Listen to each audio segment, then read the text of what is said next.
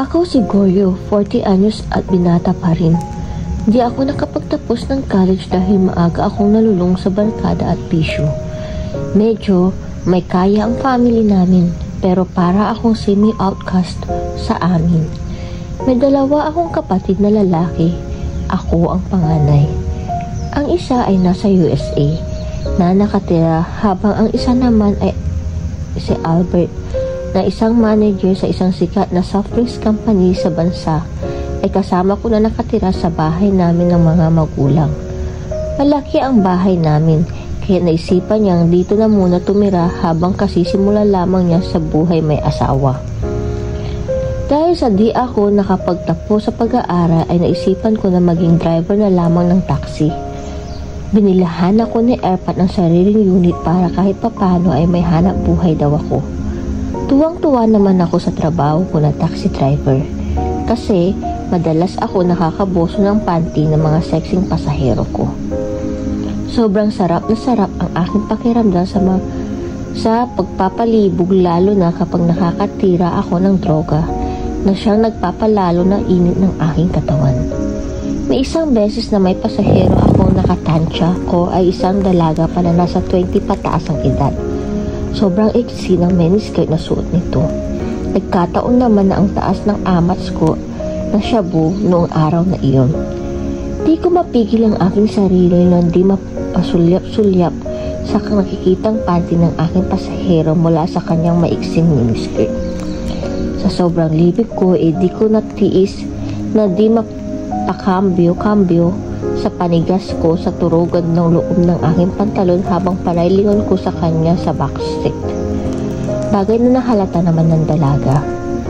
Dahil sa sobrang utog ng aking tarugo ay natukso na ako na haplusin ito na mariin gamit ang aking isang kamay na ipapasok ko sa aking bulsa. Sa sobrang sarap ay animoy hinakul ko na ang aking tarugo. Parang di ko na naisip na masyado na akong halata sa aking pasahero na nahalata ding iritang-irita na dahil sa pagkakahalata niya sa pinanggagawa ko habang nagmamaneho ng taxi. Dahil sa panay ang aking pagtingin sa kanyang panty ay bigla ito nagsalita. Siguro ay di na ito makatiis. Kuya, tingin ka ng tingin. Tingin ka naman sa daan, baka madisgrasya tayo, wika nito. Pagkatingin ko sa kanya ay mukha ay nakita ko na hawak na niya ang kanyang cellphone at nakakontak ito sa akin.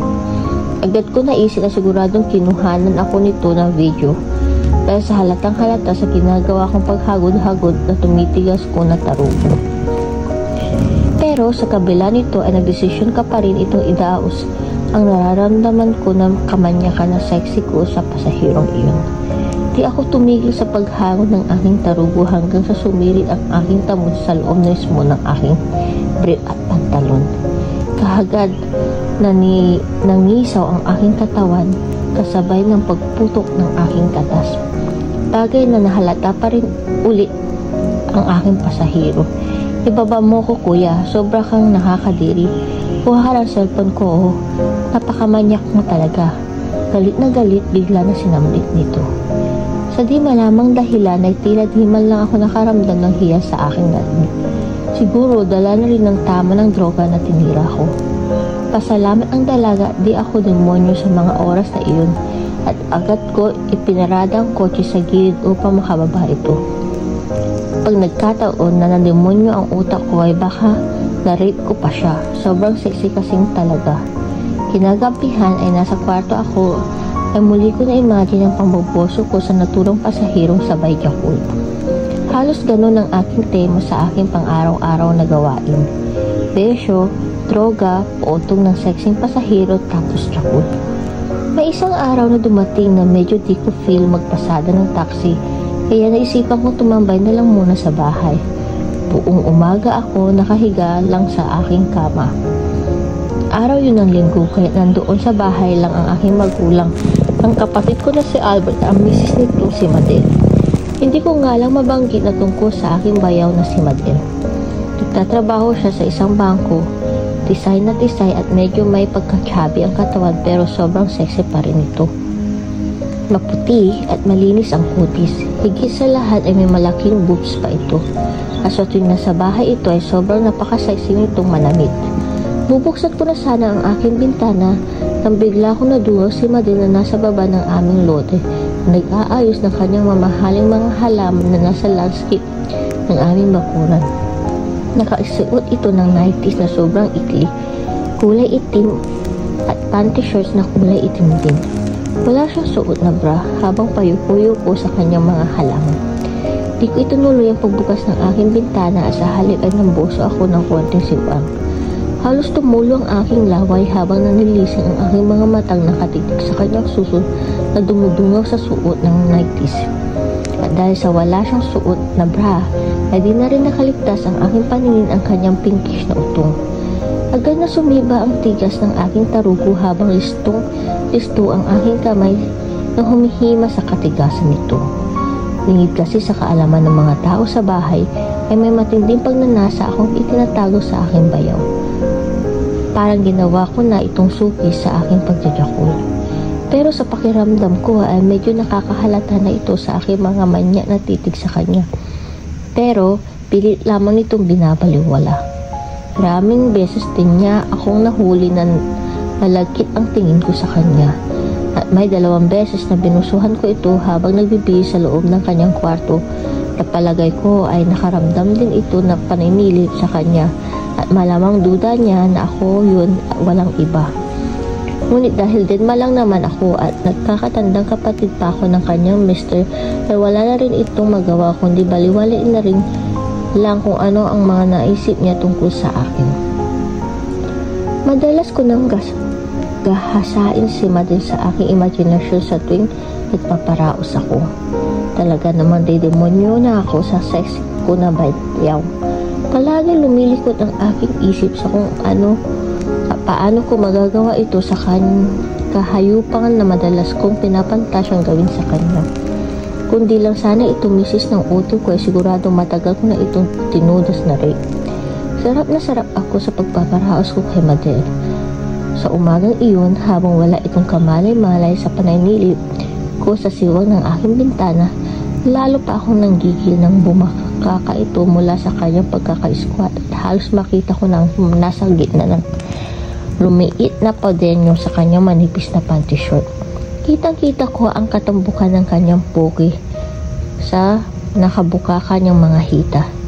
Di ko na natiis na bilisan lalo ang aking pagsalsal sa aking tarugong galit na galit dahil sa sarap. Nang nilabasan ako na sumirit agad ang napakarami kong tamod, dala ng sobrang pag-init ng aking katawan.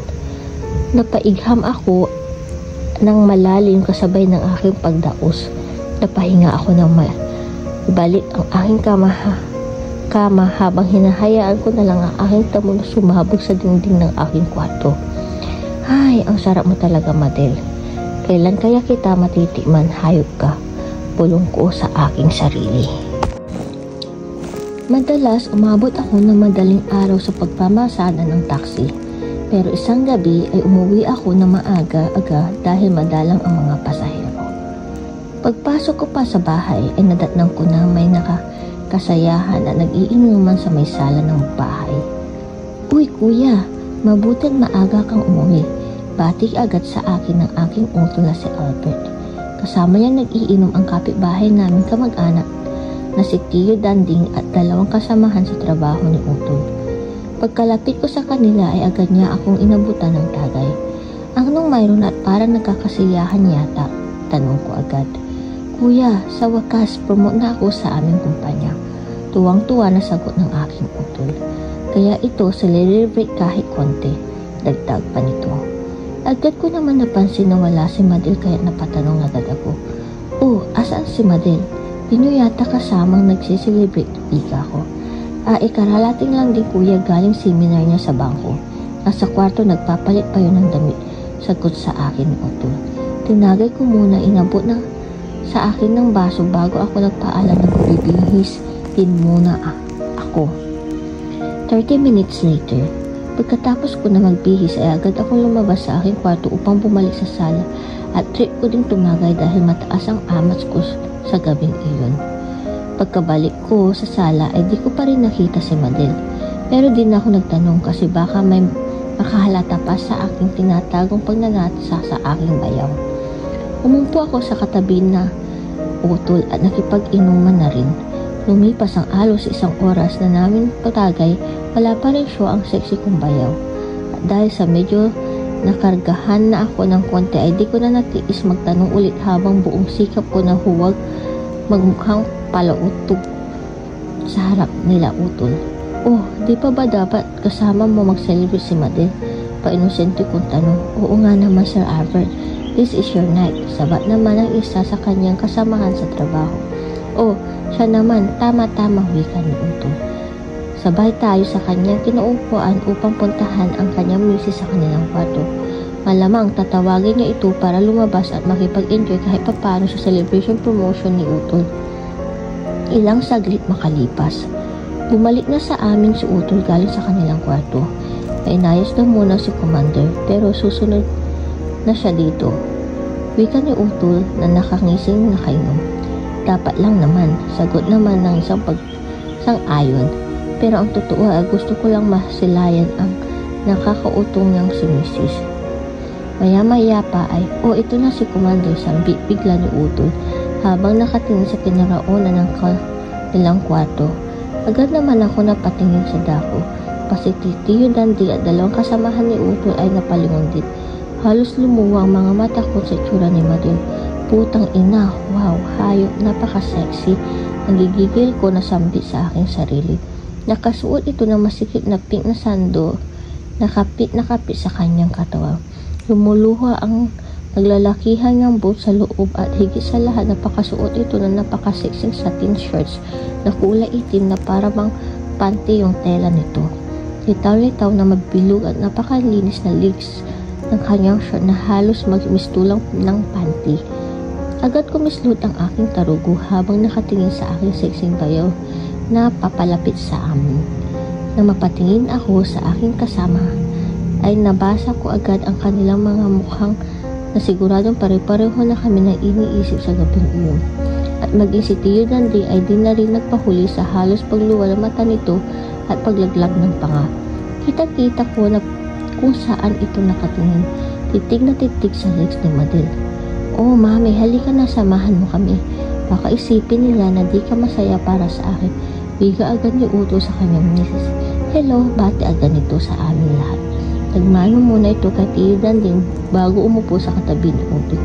Agad ko naman sinundan ng tingin ang napakasexing laylayan ng kanyang shorts. Inabangan ko na ang pagtanga nito ng hustong pataas. Hindi ako nabigo sa aking nais makita dahil agad ako natakam dahil sa halos lalabasan na naibabang bahagi ng pisngi ng fet at lalo pang lumanta ng todo ang kanyang legs. Di ko napigilang mapalunok ng laway sa sobrang pag-init kay Madel. Todo ang mamakaawa ng aking tarugo na kumawala sa loob ng aking brief sa sobrang pag-utog nito. Mabuti na lang at di nila ako nahalata ng aking di mapigilan pagbitiw ng pangangasang tingin kay Madel. Busy din kasi sila sa pagnakaw tingin sa legs ng aking bayaw. Napansin ko naman na bumukol ang harapan ng shoes ni Tio Dandi. Walang hiya ka talaga, Tio, pati ba naman ikaw? Hahaha, natatawa ko na sambit sa aking isip. Sa Albert naman ay dahil na nakainom na ay di na ito masyadong namamansin sa mga kinikilos namin ng kanyang paligid. Samantalang si Madel naman ay halatang naiilang na mapasama sa amin ay panay na tingin sa baba. Minsan ang kanyang basa ay nilagyan namin ng tagay, halatang hindi na komportable na makaikyam sa amin, halatang kargado na ng alak. Pero dahil sa celebration ito ng utol ay nakisama na lang ito. Pero halatang halata sa kanyang kilos na ayaw niya makipagkwentuhan. Sumagot na lang ito ng pahikan tuwing may itinatanong sa kanya. Grabe, ang sexy talaga ng tsura ni Madel. Naisip ko na i-carry niya talaga ang ganun kahit sa harap ng maraming tao. Parang natural sa kanya ang magsuot talaga na nakakautok ka ng kasuotan. Tila wala itong pakailang kung pwedeng isipin namin sa kanya. 11 PM na. Medyo halata ko na tinamaan na rin si Madel na iniinom na alak. Mas naging responsive na ito sa aming mga kwentuhan kumpara kanina. Tumawa na ito na may jokes namin.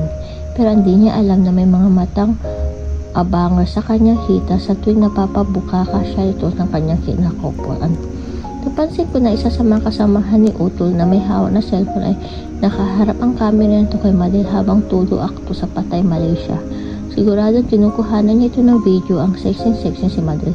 Gusto ko sanang sitahin pero sigurado makakagugulo lang kung nagkataon. Kaya hinayaan ko na lang ito. Inisip ko na pare-pareho lang naman din kaming napapautog. Siguro ay medyo nainggit lang ako sa mukong dahil ang lakas ng loob nitong kuwanan ng boso ng video ang hita ni Madel. Samantala ako ay natatakot ako na gumaya. Gusto ko rin sanang videohan si Madel sa mga oras na iyon para panoorin ko habang nagpaparausan ko siya sa aking imaginasyon. 12 p.m. Nagpasya na kami na tumigil na sa inuman. Agad nagpaalam sila Tiyo, Tanding at dalawang kasamahan ni Uto sa trabaho. Tingnan ko ang aking lalaki kumuha ng video kay Madel. Swerte ni Mukong na ito, siguradong sasarado si Madel sa isang to mamaya, inisip ko. Na makaalis na ang mga bisita ay naunang pumasok sa kwarto nila si Uto na halatang lasing na. Si Madel naman ay nagpaiwan muna upang linisan ang aming pinag-inuman. Para makapagpautog pa ako ng gusto sa kanya ay kahit tinatamad akong talaga ay kunwari tutulong ako sa paglilipit niya. Habang naglilipit kami ay panay sulyap ko talaga sa kanyang short na kanyang nakahalatang sa katawan mula sa pagkasexy niyang kasuotan.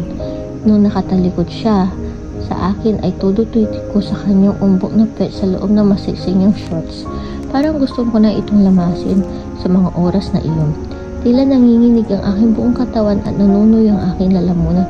Parang gusto ko na siyang sumugaban at gahasahin. Dahil sa epekto ng droga at alak, sandali akong nalingat sa aking katinuan at manasana talaga akong lalapitan siya mula sa kanyang likuran upang lamasin ang nakakagigil niyang pet. Mabuti na lang at nang malapit nang dumapo ang kanyang pet sa aking palad ay sakto naman ang paglingon niya sa akin. Mabuti na lang at listo din ang umayos ang galaw at di niya nahalata na kamunti ko na pala siyang i-group habang nakatalikod siya. Ay kuya, bukas na lang natin hugasan. Diyos, gusto ko na rin magpahinga, isambi niya sa akin. Oo, sige, nauuta ko na mong sagot. Gawa ng kamuntik na pagkabisto ko sa kanina. Nagkaanya-anya kami pagpasok sa aming mga kwarto pagkatapos. Pagkapasok ko sa loob ay humiga agad ako sa aking kama patihiya. Dali-dali ko nilabas ang aking tigas na tarugo. Hinawakan ko ito agad, nagsimulang magjakul kasabay ng pagpantasya kay Madel. Imagine ko at ituloy ko na muntik ko na magawa kanina sa kanya. Pinayuko ko siya sa harapan sa lababo habang todo ang kanyang panlalaban sa aking ginagawa. Nakababa ang aking shorts habang bahagya habang nakaside sweep ang suot niyang panty sa silid ng kanyang matabang pet. Todo ang pagbayo ko sa kanya mula sa kanyang likuran habang walang tigil siyang nagmamakaawa, itigil ko na ang aking pagre-rave sa kanya. Sobra akong nasarapan sa aking pagjakul kaya pinilisan ko ng pagsasag ko hanggang nilabasan ako. Ang sarap mo talaga, Madel. Sobrang nakautog talaga ang kaseksihan mo. Pumingal ko ng buong sa aking sarili matapos akong labasan ng katas.